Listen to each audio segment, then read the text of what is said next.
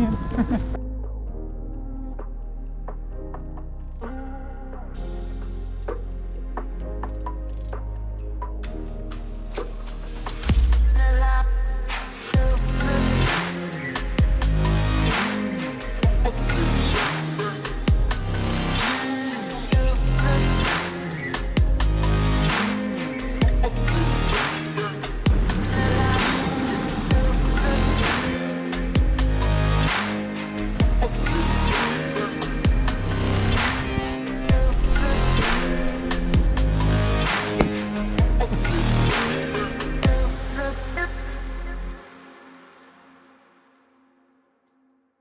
Merhaba, ben Cihan. Benim dünyama hoş geldiniz.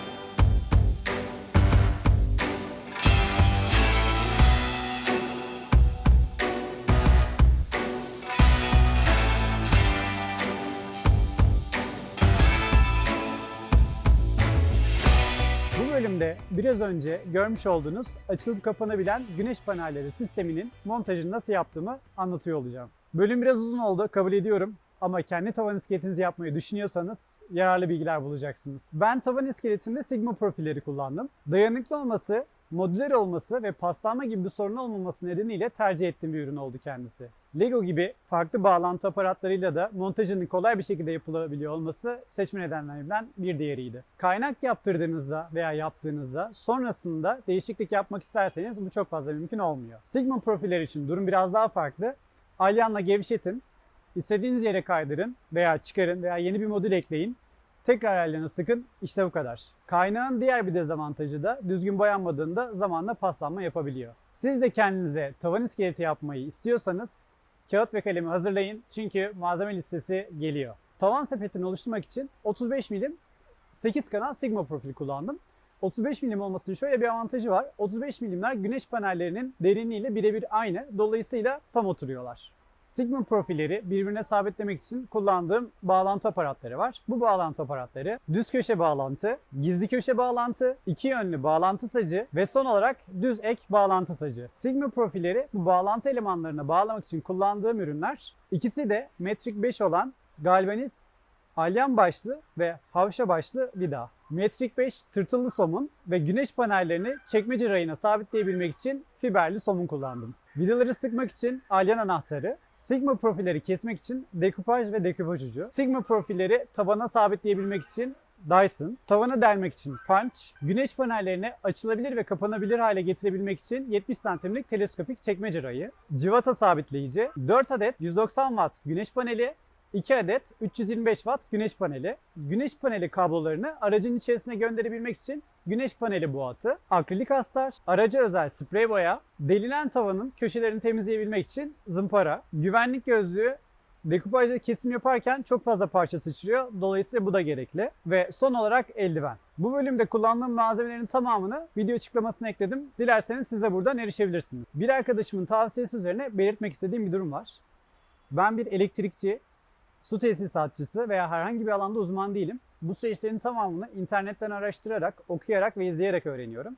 Dolayısıyla videolarda yaptığım hataları açıklama kısmından bana geri dönüş yaparsanız bu hatalarımı düzeltebilirim. Saç baş olduğum hatalarla ilgili bir bölüm ileride geliyor olacak. Videoya başlamadan önce İsviçreli bilim adamlarının yapmış olduğu bir araştırmaya göre videolar içerisinde insanlara videolarımı beğenin, yorum yapın ve bildirimleri açın demediğiniz sürece bunları yapmıyorlarmış.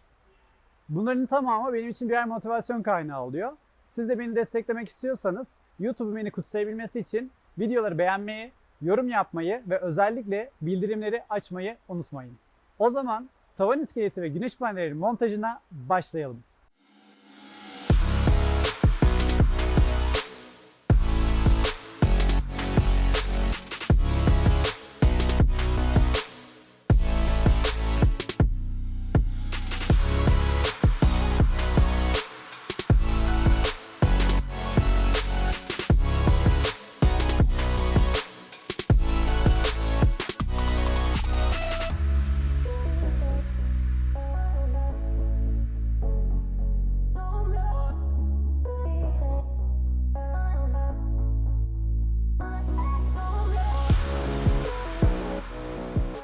Evet, 1.60 boyunda bir merdivenim oldu.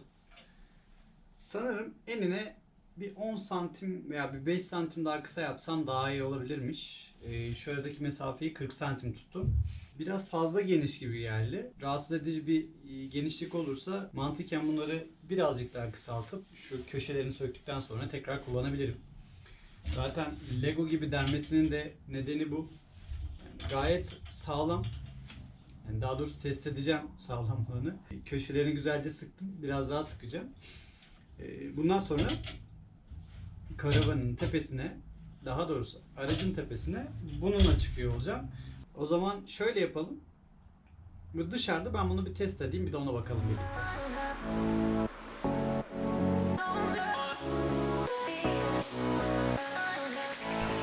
Şimdi aracın şu kısmında şuradaki sigma profilleri sabitleyebileceğim alanlar var. Önce şu ebatta, yani şuraları sığacak ebatlarda, şu arka taraflarda da aynı şekilde bu sigma profilleri buraya sabitleyeceğim. Şöyle bir avantajım var. Bu sigma profiller şuradaki vidaya tam olarak giriyorlar. Tabi sadece sabitleme olarak bu vidayı kullanmayacağım. Sadece şu kadarlık bir alanı Dyson'ı da yapıştıracağım. Dolayısıyla o bütün kısımlarda bir dayanak noktası, bir sabitleme noktası olacak. O yüzden ben ölçüleri almaya başlayayım. Ondan sonra kesime doğru geçelim. Şu şekilde ölçülerin hepsini aldım. Arada bir tane uzun olan bir ölçüm var. Diğerleri sabit. Bunları iki tanesini bölüp birazdan dekupajla keseceğim.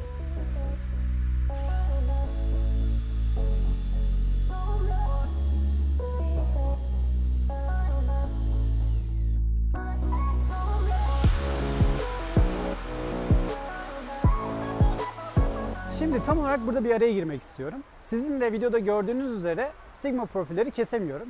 Bunun bir nedeni var. Hatalı uç kullanımı. Sigma profilleri kesmek için HSS metal ucu değil, HSS alu olarak geçen 10 santim uzunluğunda kesme aparatı kullanmanız gerekiyor. Tecrübesizlikten dolayı ben ilk başta HSS metal ucu kullanmıştım. Şu an uçlarını görebilirsiniz bu halde. Dekupaj uçları ile alakalı Bosch'un yayınlamış olduğu detaylı bir doküman var. Bu dokümanı da yine açıklamalar kısmına ekliyorum. Oradan erişebilir, detaylı bir şekilde okuyabilirsiniz.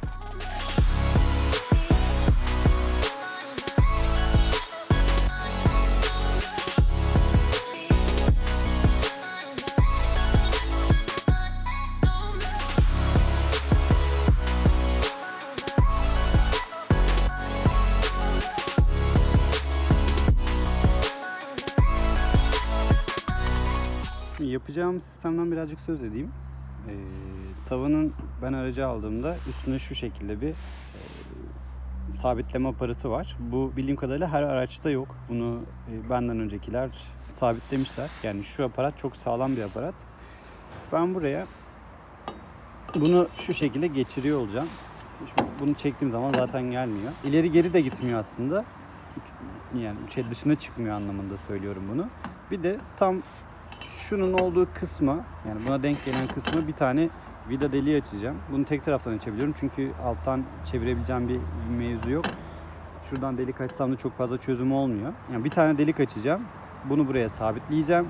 Sonrasında da altına Dyson'la yapıştıracağım. Bu dolayısıyla hem vida hem alttaki kısım hem de Dyson bunu burada tutuyor olacak.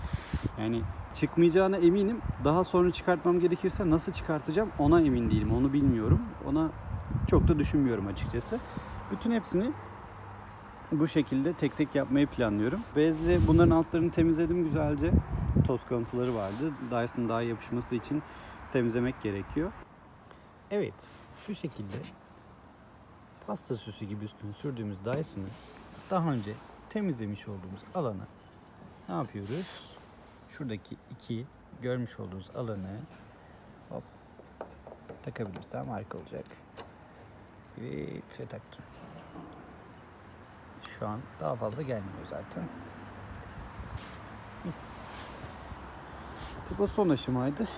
Diğerlerini de bu şekilde tutturdum. Diğer tarafım bitti. Şimdi birazdan şu profili buna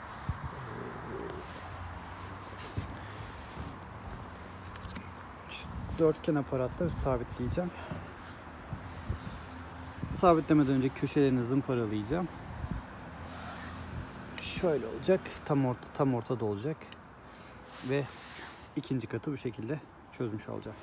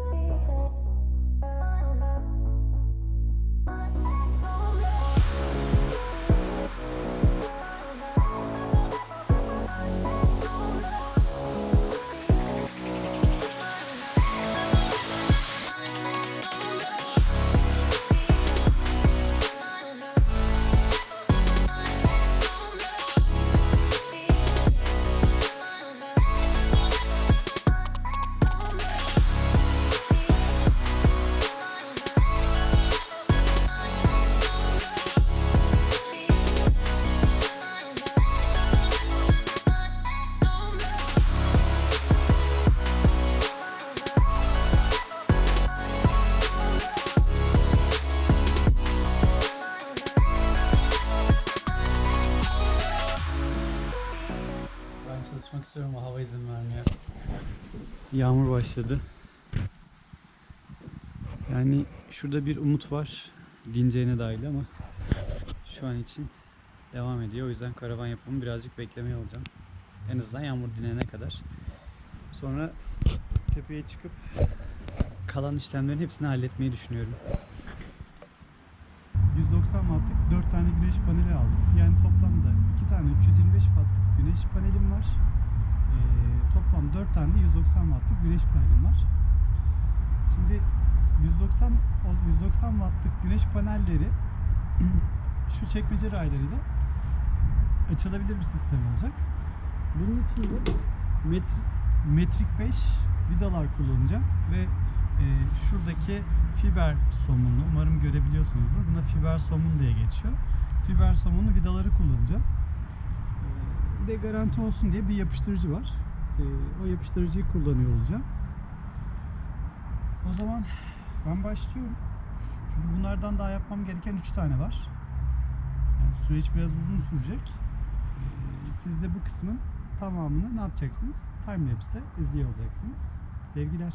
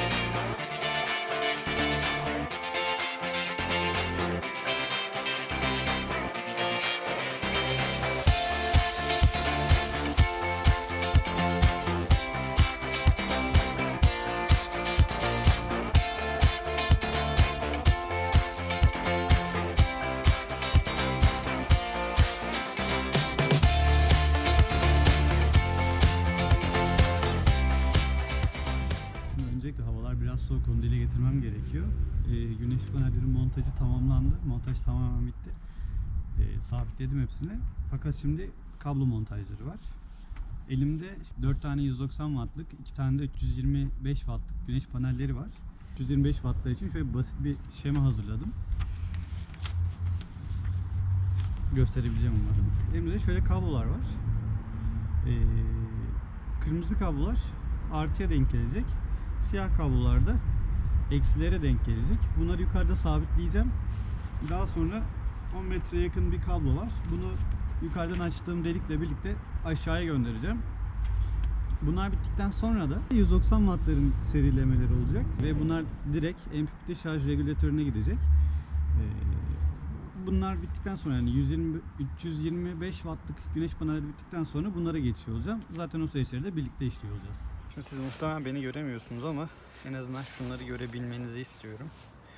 Şimdi elimde bir adet kırmızı kablo ve şurada gözü rengini görebiliyorsunuz. Kırmızı işaretli bir soket mevcut. Bunlar 325 wattlık güneş panellerinin soketleri. Yapılacak işlem aslında basit. Öncelikle bir şunu kontrol etmek istiyorum. Tam buradan geliyor. Bunu buna alıyorsunuz. Takıyorsunuz ve bitti.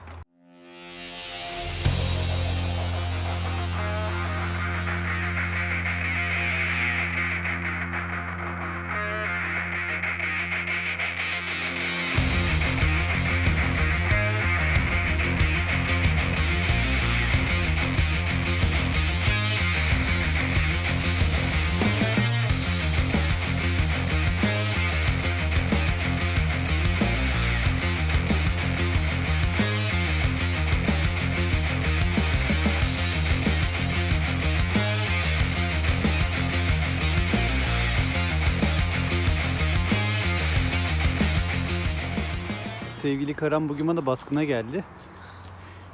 Ne yapıyor diye soracak olursanız. Ne oldu? Duymuyorum ki. Ben duymuyorum. Duymuyoruz.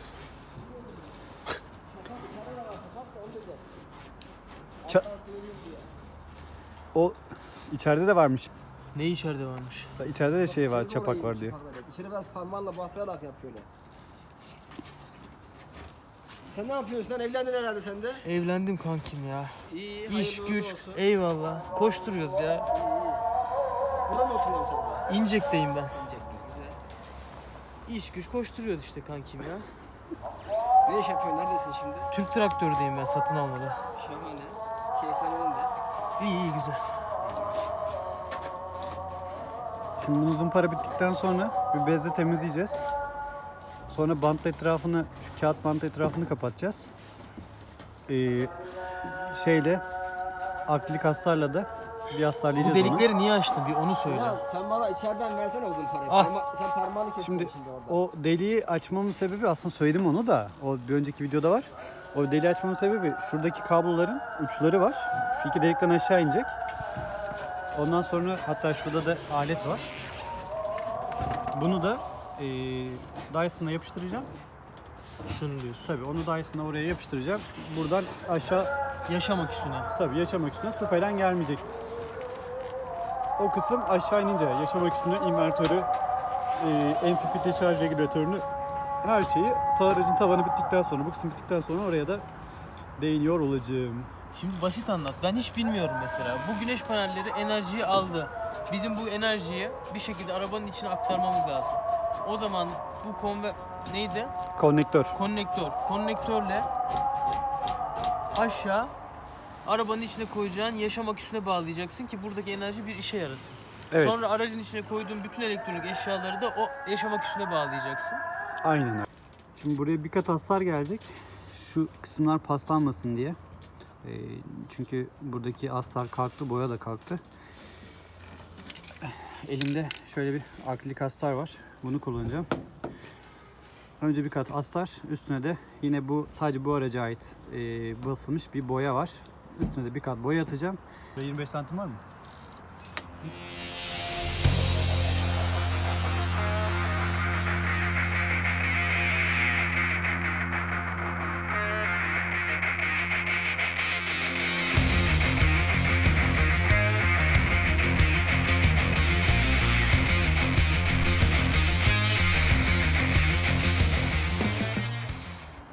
dün şu kısmı hatırlıyorsanız önce punch'la 2 delik açmıştım burada.